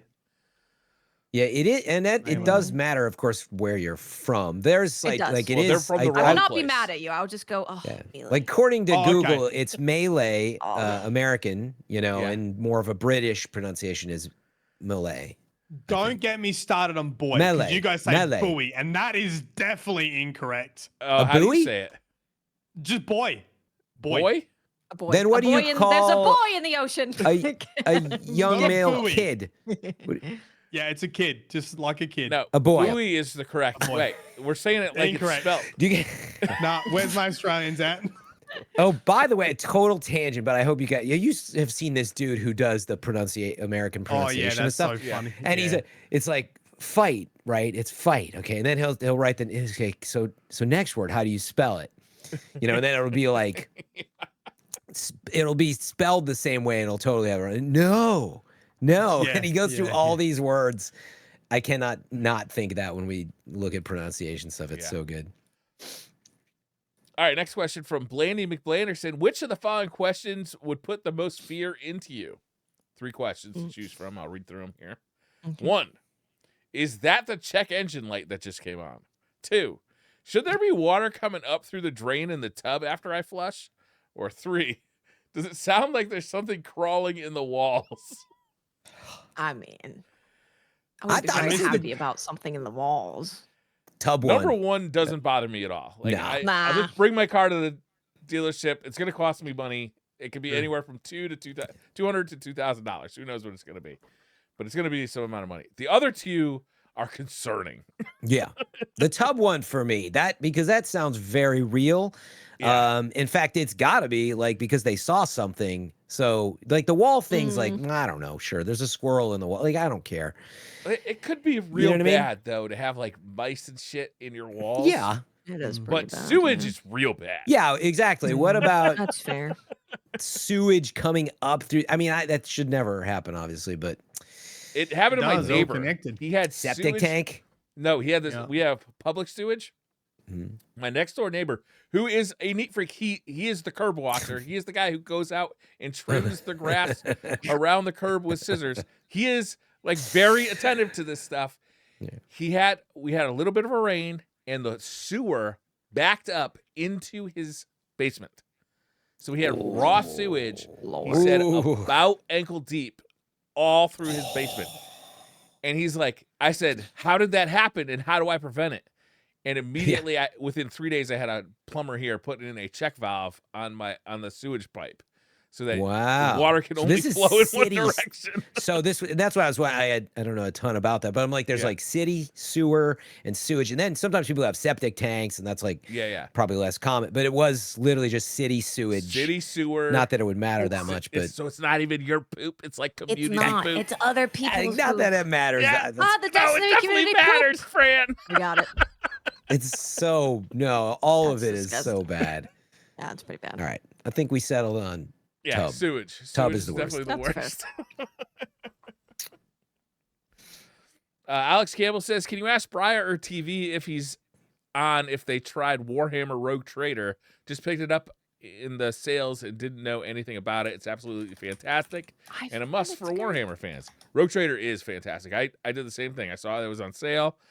I tried it out, and it is an excellent game. It's a turn-based one, isn't it? It's like a CRPG, like Baldur's Gate or something like that. Yeah. Very good. Very good. I've heard it's very, very good. Yeah.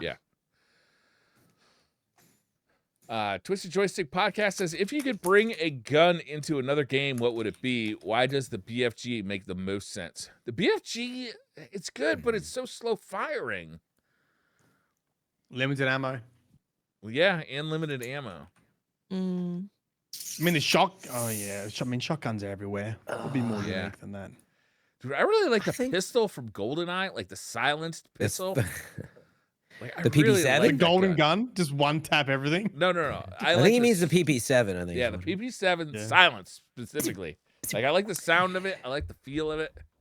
Very cool. So it's funny you mentioned that one, Rob, and I feel like it was in that era that people started to ask questions like that, I feel like, more commonly as 3D shooters were evolving. And so because of that, every time this question comes up, I actually think of it was Perfect Dark had that gun. You could see the heat signature through the walls. Yeah. Was that it?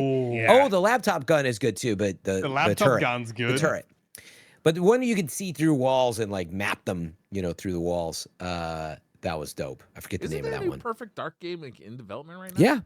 Yeah, that's right. In fact, I think is Crystal Dynamics still helping on that? The Tomb Raider folks were helping because this new studio. In fact, I think the studio was started by one of the ex Call of Duty guys who'd been around a long time and then was at Sledgehammer, and it's that type of situation. But it's had its ups and downs reportedly. So if we brought a new gun to a different game, would we have the ammo for it? Yeah, let's assume that you. I would assume. Can you get more ammo for it? Let's say the ammo is. You're thinking too hard about it. As other ammo in the as it should be. Okay, because I mean, was it a gun specifically or a weapon? Are we talking about swords and? It says gun. It was a gun. Yeah. Okay. I have no idea. Yeah, of course. You got to have all that stuff go with it. All right, moving on. Soul Invictus 1997 says, to anyone that doesn't live in America, what is the general cost of living where you live? Do you need multiple jobs to make a livable wage? I've lived in America for 27 years, but lately living somewhere else is becoming very tempting. See, as I can't afford to live alone. Mm-hmm. Cost of yeah, living. people can barely survive on two paychecks, let alone one. Used to be one. All I would say as an American is, yes, they're right. However, we do have a lot of states and some very out there places that are way cheaper. Meaning, I would assume it'd be way easier to stay in America and go to the middle of nowhere in Montana and figure out the basics. Although getting work, I think is a major factor. But maybe something, especially with all the telecommuting these days. You can do only feet from anywhere, Fran. That's, I'm just saying. Need an internet connection and a camera. Exactly. But yeah, I don't know. Is there any country that's it's just so easy to immigrate and live here? I don't know if it's easy to immigrate, but I would say most other first world countries are probably going to be better to live in than America, to be honest. Because so people will look at British wages, for example, and they're like, oh, I make so much less there, but your taxes go towards healthcare, right? You're not having to pay extra for healthcare and extra for this and extra for that. It's a lot different. But that's why I bring up because I would do it too, probably. The details of having all of what you need, having a job in another country. Also, you would need to be able to speak the language, learn it, and or they speak English and whatever you do. There's so many factors, and then the legal status. Somebody in chat mentioned Thailand, and I'm like, well, there's a lot of pros and cons to that. I'm sure. I love a lot about Thailand. I've been there once, but I don't even know if you can just move there. You know what I mean? Well, no, I was gonna say because a lot of Aussies go to Indonesia and Thailand because it's so close.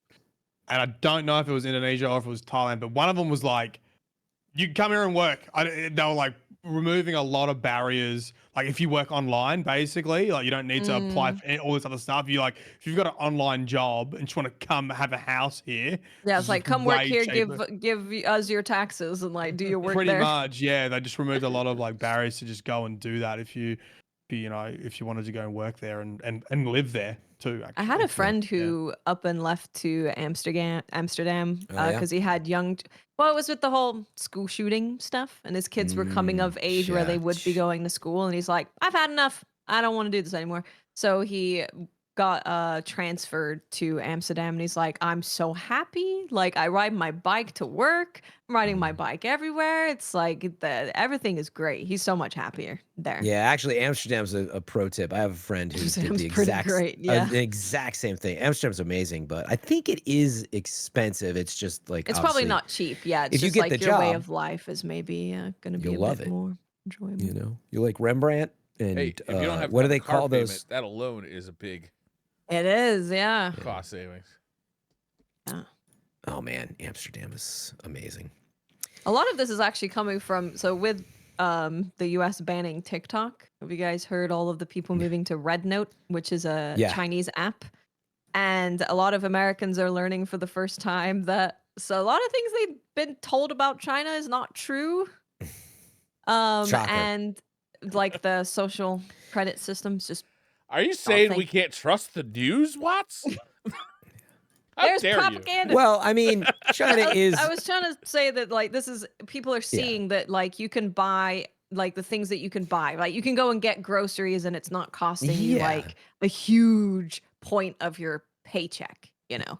And you may be happy, but you might live under the rule of communism as well. It's not totally untrue. No, it's just like no. Why you gotta shit all over everything? I want to be very, very clear. People are just saying, like the social credit system is not real, and that is a thing that we were told is a thing. So I'm not talking about like is China like the best country ever to live or like freedom or whatever. I'm just talking about like they're finding out that things that they've been told are just straight up not a thing and never were a thing. That's what they're like. Oh, wait, it's not real. Of what they heard about China, you're saying.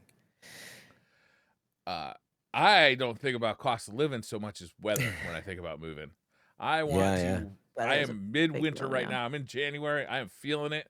It was 18 degrees when I got up. I drove my wife to work today, and it was fucking freezing out. And I don't want to anymore. I don't want to be cold anymore. I want to go someplace warm. And I've heard that Puerto Rico is quite the hack because the cost of living is like next to nothing. Property is dead cheap. And you're in a nice tropical zone. You just got to worry about the hurricanes. Yeah. But hey, there's upsides and downsides. There's no communism, so you know. But see, like I'm sure some parts of Florida, right, are like they're not going to be the same as Puerto Rico. All of Florida sucks. Fuck that. But like the same thing, like dude. Yeah, my dad lived down there for a while, and it was just like with the hurricanes. I mean, he's older and all, but even then, I have friends who live there. It's gotten to be so many more a year lately that you're just do we need to board up, leave the house for a while? Like it's every year now, you know. Yes. I'm sure Puerto Rico's got that. But also, it always depends on what you're doing. You know, there's a lot of places in the U.S. You have to, if you are not in an industry where you can have a job that you work from home, then you are locked to living at least somewhat near a place where you can get work.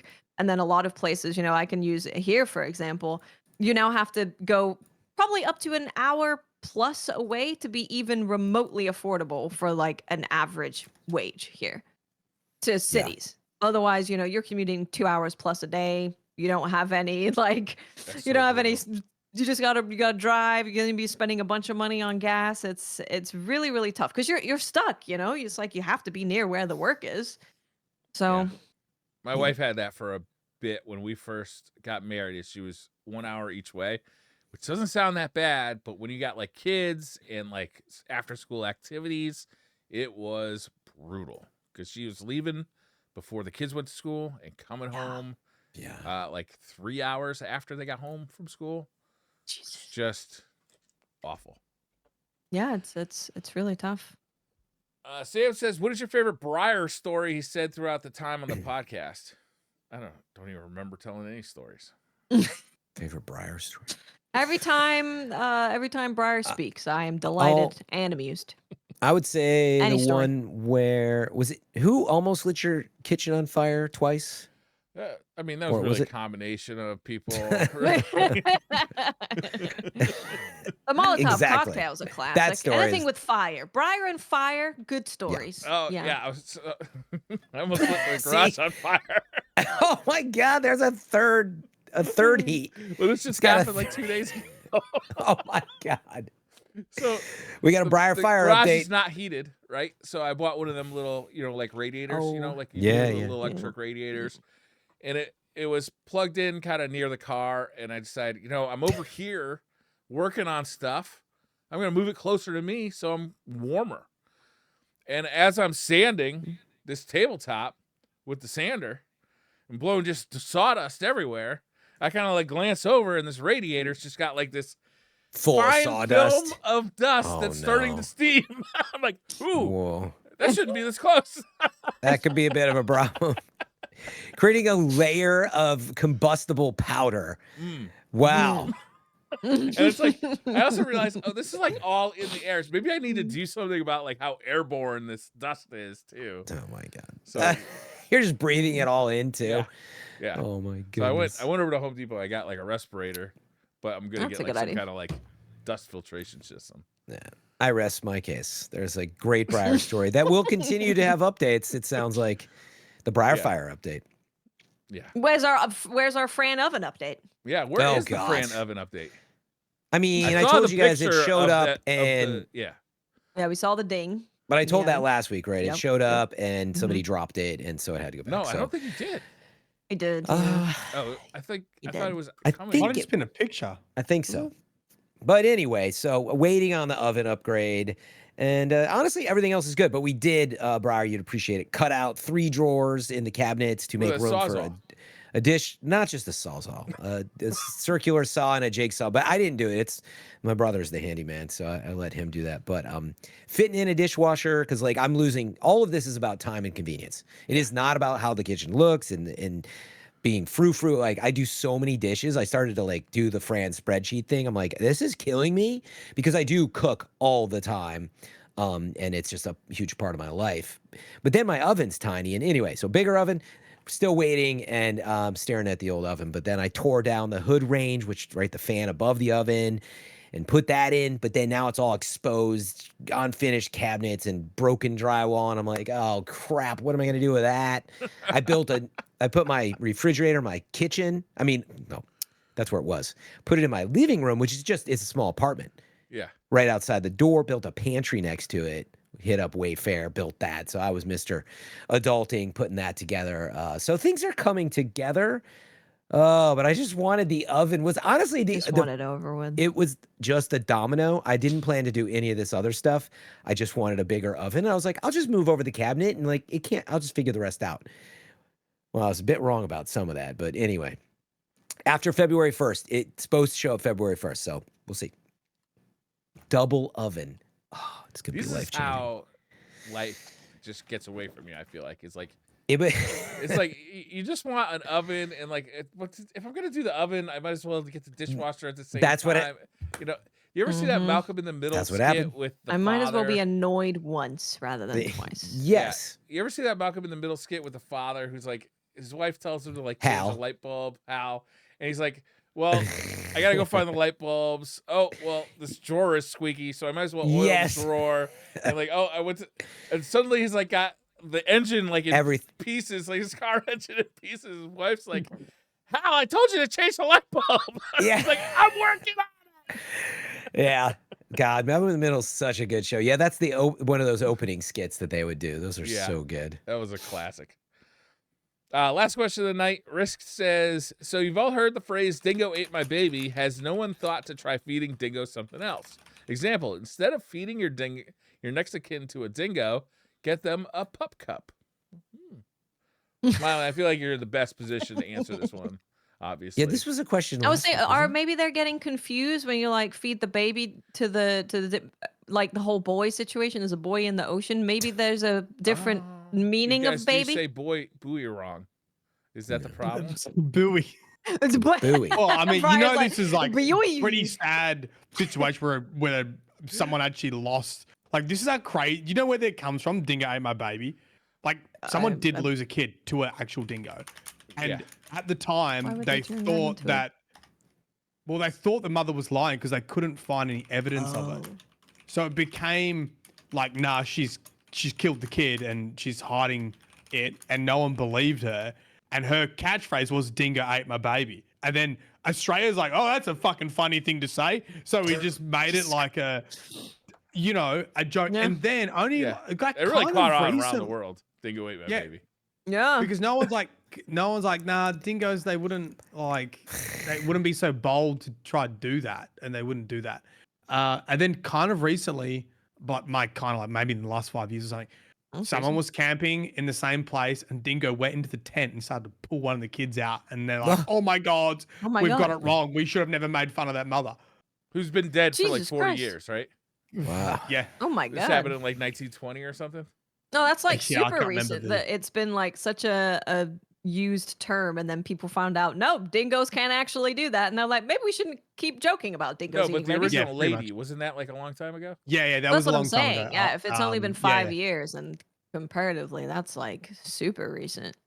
No, Yeah, 5 we years found was out. when this. Yeah, It that's what I'm happened saying. Yeah, Okay. basically, something happened again that validated the first story where Dingo Yeah. ate my baby started from. Yeah, maybe they were trying to kill their kid too. Look, It kids could have are been a annoying. lie. Do they We all have know. video Come on, evidence parents. of a dingo being Yeah. aggressive?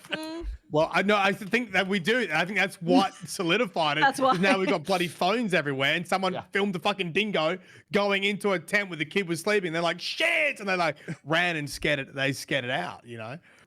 That makes sense. Yeah, I Yeah. mean, you could fake anything with AI now. You know, That's also true. Nvidia's overlords I- are coming to murder us. I'll be honest, I never knew. I mean, I knew that the Seinfeld, was referencing something. That's where I had heard it from with Elaine, but I never knew this story. Yeah. It's very. Yeah. I wonder, is it Fraser's Island? I was just looking it up. I was like, wow, that's wild. Yeah, it's like a little island. I think you go for like a little holiday. did she get arrested for killing her kid? I don't remember I don't think so. No. Camping at Uluru, the northern territory Uluru. of us. Uluru. Uluru. Yeah, in Northern Territory. Yeah. You're saying it wrong, Myelin. I said it like it was out of Lord of the Rings. The Urukai, Uluru. She went to jail for Hoorah. it, did she? I thought she Because they went didn't to jail. believe the Yeah. dingo. Oh, that's Like nobody really believed bad. her. I thought that she went to jail, but again, it's been a Jesus, been a long time. long time. She since I heard this she story. was tried for, so body was never found. She was tried for murder. Spent more than 3 years in prison. That's crazy. And that's why it became a saying, because no one believed her. Wow. On that On note, that depressing note, have a fantastic week, everybody. Great end to the I podcast. think we might just title this podcast "Dingo Ate My Baby." But you see how it became a thing, because we all judged the mother like, no, she's a murderer, so let's make fun of her, and that's gonna be a Yeah. catchphrase, Dingo ate Yeah. my baby. Yeah, I mean I get nowadays it. she'd Australians have her are own heartless podcast. criminals. Yeah. She would have like been big on TikTok after that. You know, she would have been bigger than Hawk too. Red Note. She would have avoided prison if she was around with TikTok. Probably, people would have pulled for her. Maybe. Look, every parent can understand every once in a while. You know, often when they're annoying. You know. Thanks for watching, everybody. We'll see you next week. Bye. I don't know what to say. Goodbye. Bye.